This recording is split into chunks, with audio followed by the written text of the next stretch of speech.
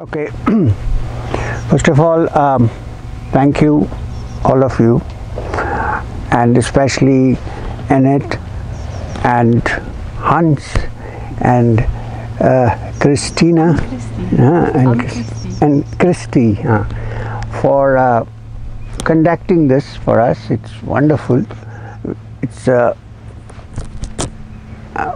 one of the best walks I have had. I walked in the Himalayas, of course, but I think this is wonderful. It's very, very nice. It's like going through the mountains, through the fields. So anyway, that's beside the point, and there's this breeze, beautiful breeze sitting here after a walk. It's so nice to sit under a tree. We have forgotten to sit under trees, because we always sit inside our rooms or inside the car or inside an aircraft. Under the tree, gone.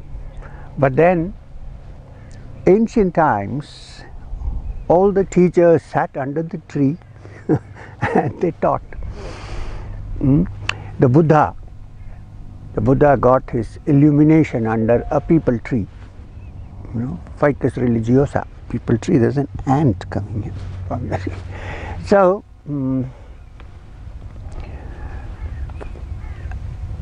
first about the pilgrimage.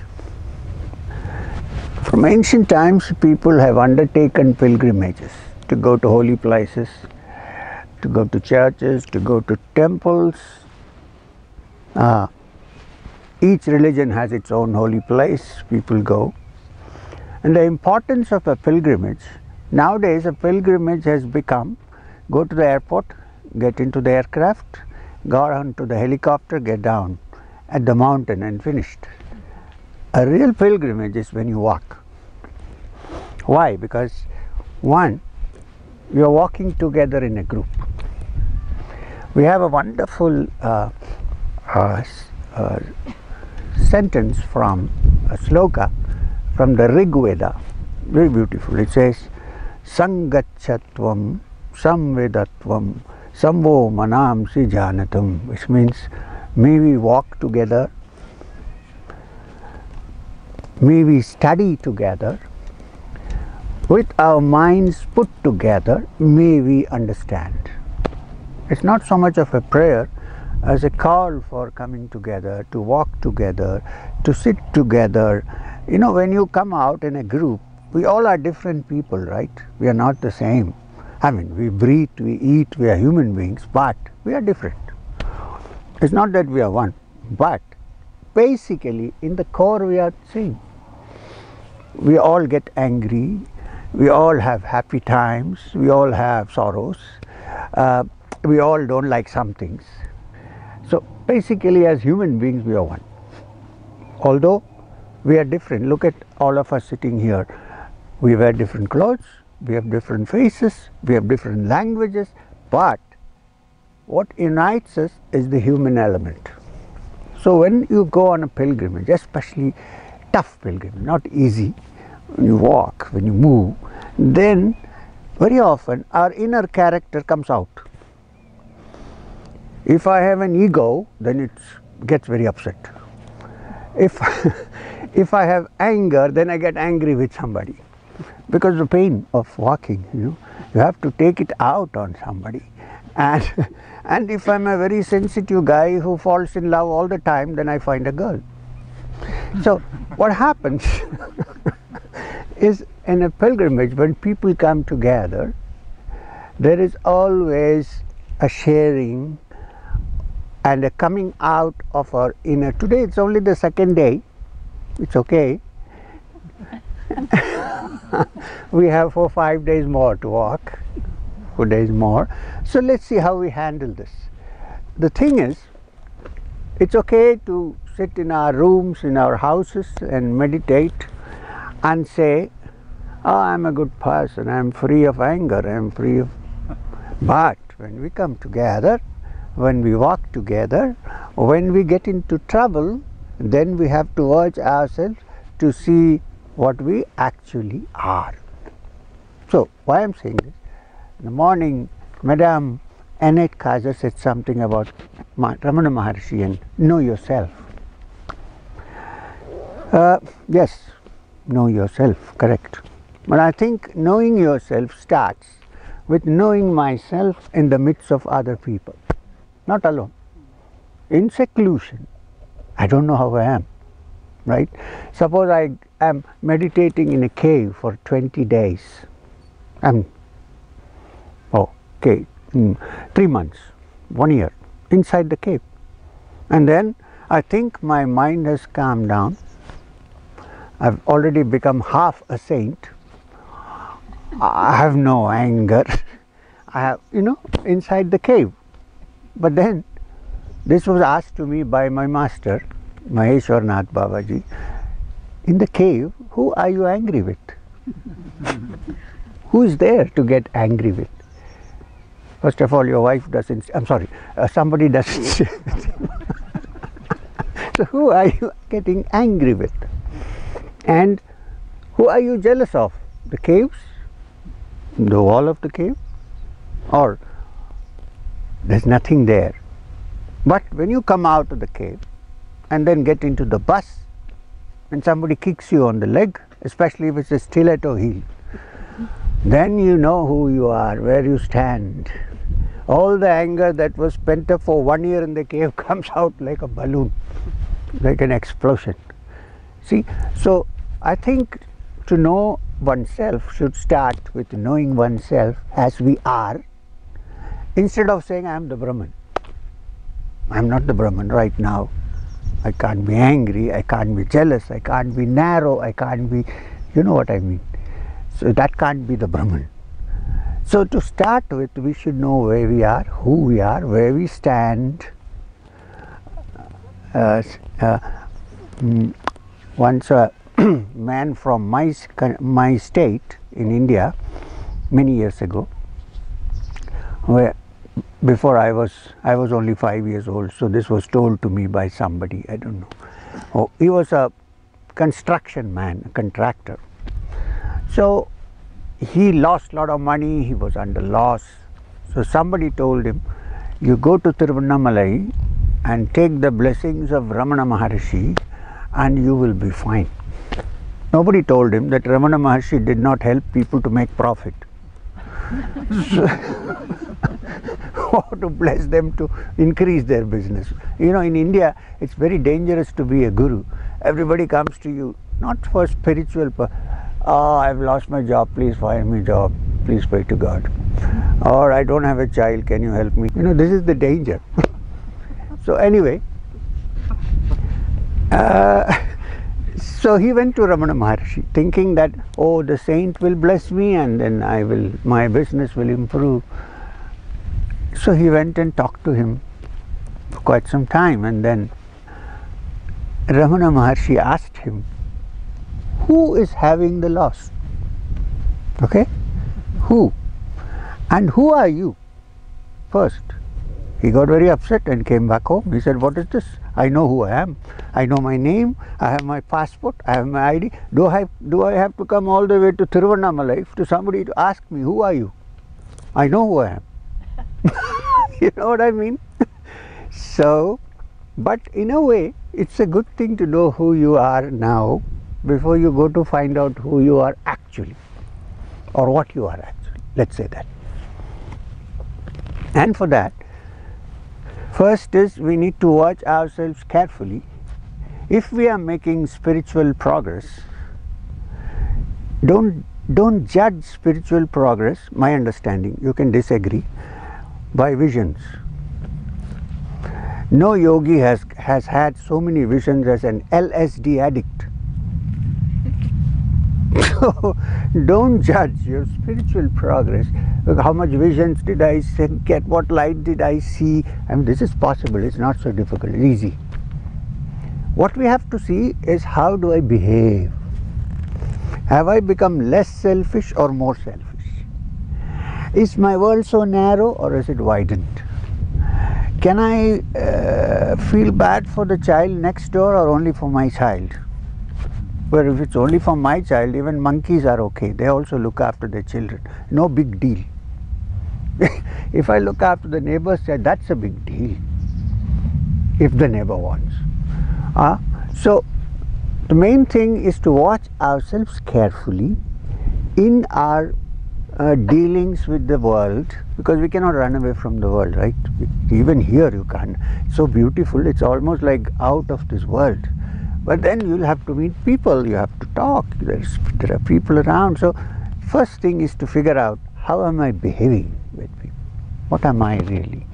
Have I really free? Am I really free of all those things? It's not easy to be free of anger, for instance. I can suppress my anger and smile, but it's inside. So, to look at yourself first, to find out how you are in the midst of circumstances, I think is the beginning of knowing yourself. Then, if you don't know where you stand, how are you going to walk? So we should know where we stand. And then from there we start. I am the Brahman first. What am I now? Right? Okay. Now, also, we are walking for peace. It's a peace walk. There's one thing we should bear in mind. It's wonderful to walk for peace. But peace is a state of mind that comes from inside. If I am not peaceful with myself, I cannot give peace anywhere. You know why? Because in our mind there is always conflict. One side is pulling this side, another side is pulling here. There is generally no rest in the mind. I want to be religious, one part of the mind says no. I want to be spiritual, one part of the mind says no. So there is this eternal conflict. I want to do this, no, I don't want to do this. Unless we sort this conflict out and have peace inside us, there cannot be peace in the world. Why? Because we are one mind. I think we are all one mind. I'll tell you why. All of us can get angry sometimes. All of us can get jealous sometimes. I'm jealous of her hat, beautiful hat. I'm not. All of us can get, we have various emotions. Anger, jealousy, acquiring, greed. All of us have little bit here and there, I'm sure everybody has this. Now the thing is, your greed may be for something and my greed may be for something else. Greed. You may be angry with something, I may be angry with something else. You may be afraid of something, I may be afraid of something else. It cannot be the same, generally. So, if these are common factors, that we all have anger, we all have love, we all have jealousy, we all have fear, so we are one. We don't even have to think of the Brahman, we are one. Because why? Because we all have common emotions, therefore we are one mind. We are one mind. So then what happens? So, if it is one mind, if, for the time being, suspend our judgments, if it is one mind, one change in one part should affect the other. If it is one, then if I change here, little bit tweak, then it should go there, right? So, we are saying, if we change ourselves, that change will affect the world. Change ourselves first. Right, and it does not come only by sitting down and closing your eyes. Sometimes it happens when you open your eyes and look. You see this here? This is meditation. You don't have to. Have you seen any picture, I challenge, of Ramana Maharshi with his eyes closed? Tell me. Show me one. No, eyes open. Why? Because for him there was no inside and there was no outside. It's the same. Unfortunately, it has to be found inside first. So we might have to close our eyes sometimes so that we're not disturbed by the outer. But once it's found, there is no difference between the outer and the inner. Everything is the same. The mountains, the tree, the hat hanging on it, the wind, the birds, the we, you, we all sitting. Really, if you keep your mind open, it's one. You know why we don't? Why we can't? because we all have a certain desire to grab. See, a flower in a garden is beautiful, right? The problem begins when I want it for myself. Otherwise there is no problem, it's God, it's beautiful. Same with everything. See these beautiful houses, it's so beautiful. The problem begins when I say I want to acquire that. Otherwise it's beautiful. There are many beautiful ladies here. This is great and beautiful. The problem starts when I want her. See this? So if that can be kept aside a bit, acquiring. You have heard of the great Irish dramatist, playwright, whose name was George Bernard Shaw. George Bernard Shaw. So a newspaper correspondent went to interview a lady. She looked around in her house. There were no vase and no flowers anywhere in his house. So she said, well, I heard that you love flowers. What happened? I don't find any flowers in your house. I thought you love flowers. He said, yeah. He opened the window. You see those flowers in the garden? Well, I love them. I also love children. I don't cut their heads and put them in vases in my house. So the problem is the acquiring. Yeah. Otherwise the world is beautiful and the world and you are not different. What stands between me and this wide infinite world is my desire. There are people who cannot look at a tree without wondering how much timber can cut out of it. Seriously. So the world is wonderful. We are the problem. If we can handle our problem, then the world is great. You don't have to search anywhere. Your gods are right in front of you. Even if we suppose that the infinite is resting in our hearts as a small little spark, we are all one. Socialism has never worked anywhere in the world. I mean, it goes and then it collapses. Why? Because everybody is not made equal. Everybody is not similar. We are all different.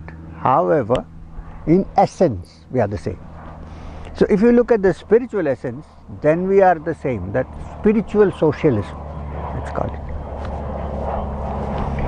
Okay, having said this, I want to end this with a small story about Ramana Maharshi. There was this great scholar, Yogi, learned man, whose name was, you don't have to remember the name, Kavyakanta Ganapati Shastri. Very long. Kavyakanta means a jewel among poets. Kavyakanta, Ganapati was his name, and Shastri means scholar. It's a Brahmin title, Shastri. Somebody told me today I'm a Brahmin. I don't know who said that. Anyway. Oh yeah. So he said, I'm a Brahmin, I don't even eat eggs. So Shastri was a learned scholar, a Brahmin, a yogi, everything put together. Yogi also, he was practicing many things. But he felt that there was something that was standing as a barrier between him and the truth, or whatever you think the truth is. I mean, the reality, God, Brahman, the great extreme as Confucius called it, or Shunya as the Buddha, whatever. There was some barrier that separated him from that. With all this knowledge, everything, Shri Vidya, yoga, pranayam, kriya yoga, Vedanta, nothing that he hadn't learned. But he felt there's some barrier, it's not breaking. How do I break it? So somebody told him, Ramana Maharshi was not well known at that time. He was living on the top of the hill in the mountain, in the Skanda Ashram caves. Somebody told him, there is a great man here, why don't you just go see him? Who knows? So he went, and Ramana Maharshi was sitting in the cave, and he was, you know how he usually sits, and his eyes were open, but he was looking far into the sky somewhere. So he went and sat in front of him for quite some time. And no change, no sign of recognition, nothing. He waited very patiently. Normally some people would have sat and gone away saying, who cares, now let's get out. But he didn't. That's important. Patience. So he sat down. After a long time, they say an hour and a half, Maharshi's eyes shifted and looked at him. And then they kind of focused on. And then he hardly talked, unlike me. He hardly talked. He said, which in the Indian gesture language means what? What's happening? What do you want?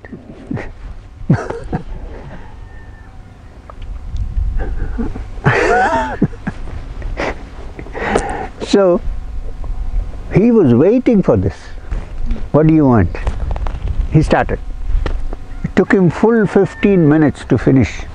He said, I did this, I did that, I did yoga, I did this, I have done Sri Vidya, I have read the Upanishads, I have written commentaries on the Upanishads, I have done everything. Okay. Then he said, after all this, there is a barrier between me and the truth. So, what should I do now? It's very interesting. Maharshi smiled and said, can you shut up for 1 minute? Just shut up. He had done so many things and he was caught in what he did and everything that there was no chance of him to escape from the trap which he had himself created.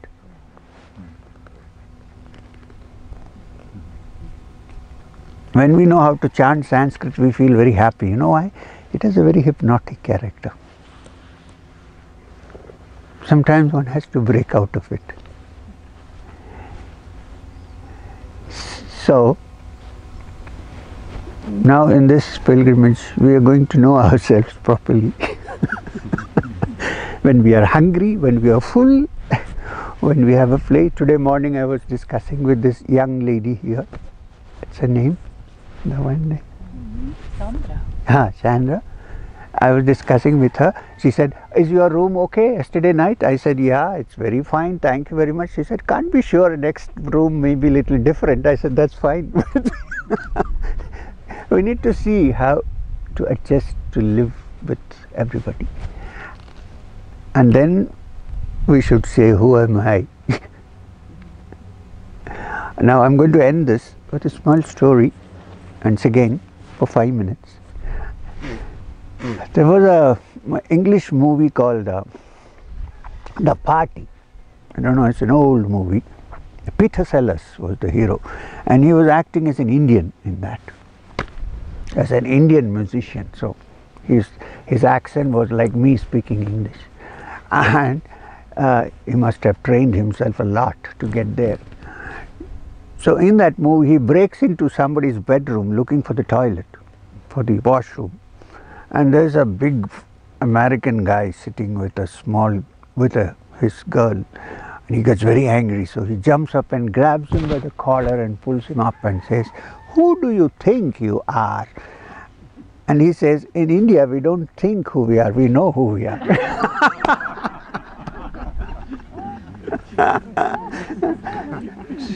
So shall we start walking?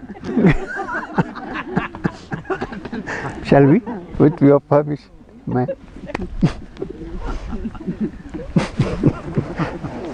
Because now we know who we are.